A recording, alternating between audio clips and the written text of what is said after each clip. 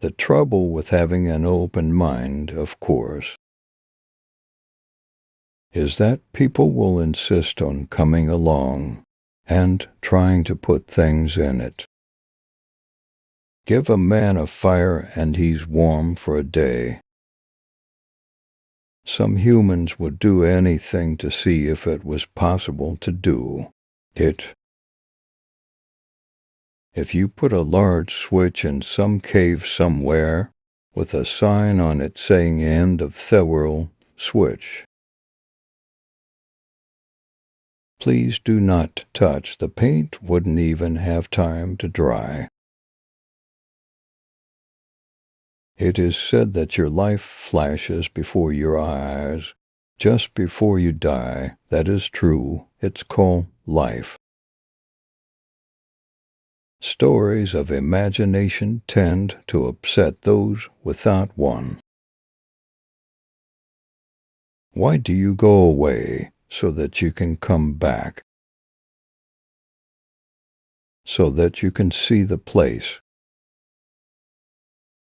you came from with new eyes and extra colors. And the people there see you differently, too. Coming back to where you started is not the same as never leaving.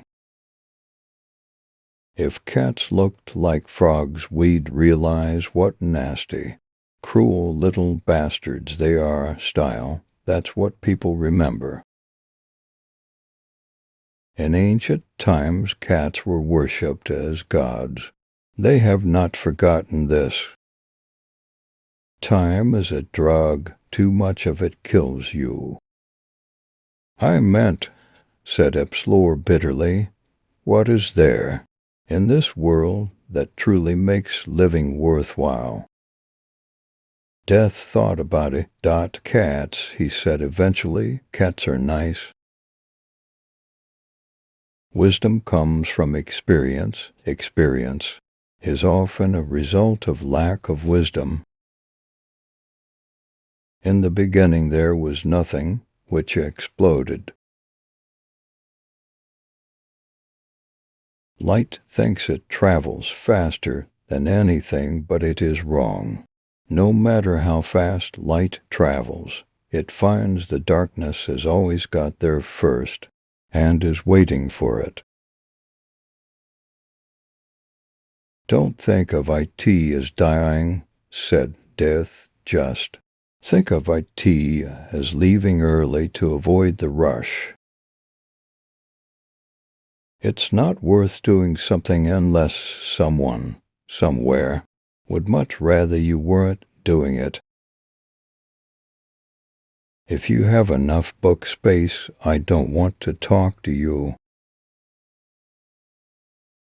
God does not play dice with the universe. He plays an ineffable game of his own devising, which might be compared, from the perspective of any of the other players, i.e., everybody, to being involved in an obscure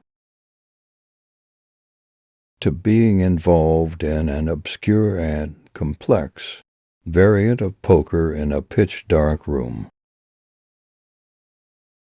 with blank cards for infinite stakes, with a dealer who won't tell you the rules and who smiles all the time.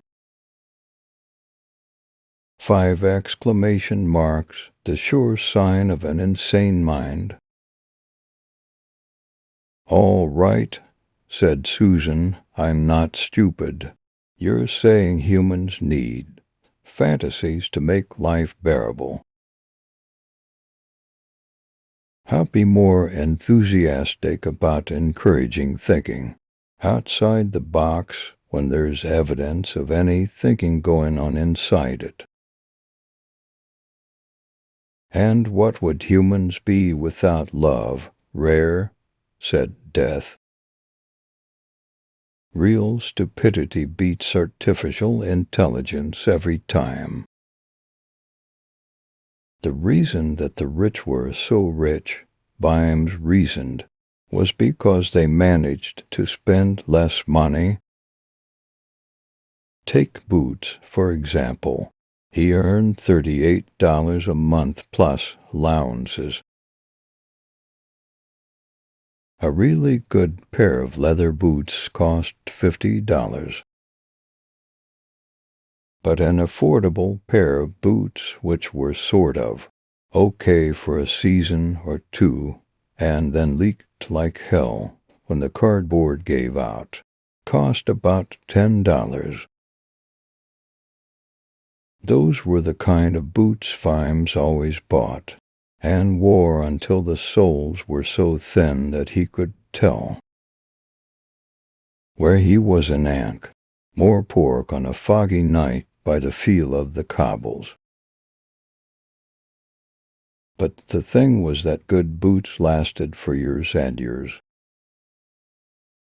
A man who could afford $50 had a pair of boots that'd still be keeping his feet dry in 10 years' time, while the poor man who could only afford cheap boots would have spent $100 on boots in the same time and would still have wet feet